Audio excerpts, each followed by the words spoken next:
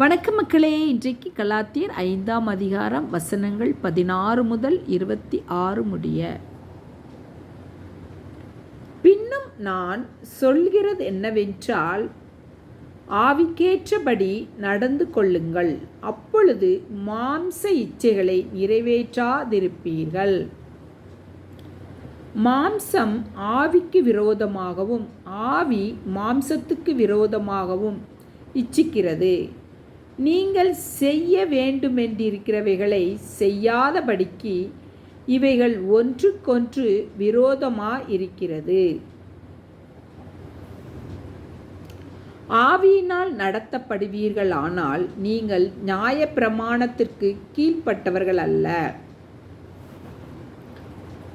மாம்சத்தின் கிரியைகள் வெளியரங்கமாயிருக்கின்றன.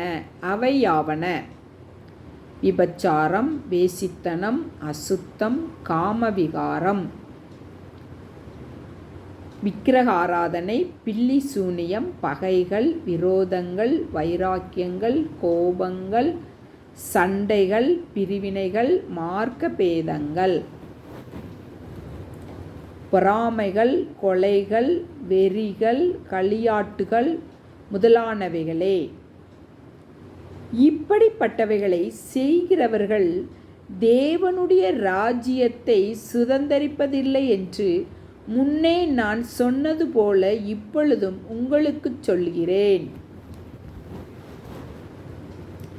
ஆவியின் கனியோ அன்பு, சந்தோஷம், சமாதானம், நீடிய பொறுமை, தயவு, நற்குணம், விசுவாசம், சாந்தம், இச்சையடக்கம். இப்படிப்பட்டவைகளுக்கு விரோதமான பிரமாணம் ஒன்றுமில்லை.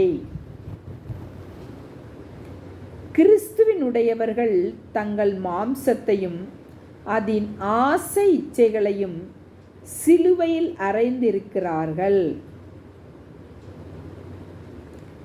நாம் ஆவியினாலே பிழைத்திருந்தால் ஆவிக்கேற்றபடி நடக்கவும் கடவோம். வீண் புகழ்ச்சியை விரும்பாமலும் ஒருவரை ஒருவர் கோபமூட்டாமலும் ஒருவர் மேல் ஒருவர் பொறாமை கொள்ளாமலும் இருக்க கடவோம். ஆமேன்.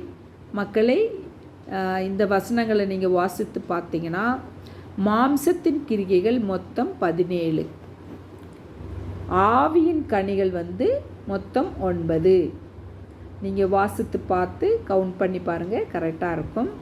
ஓகே மக்களே, வீடியோ பிடிச்சிருந்தா லைக் பண்ணுங்கள், ஷேர் பண்ணுங்கள், சப்ஸ்கிரைப் பண்ணுங்கள். தேங்க்யூ.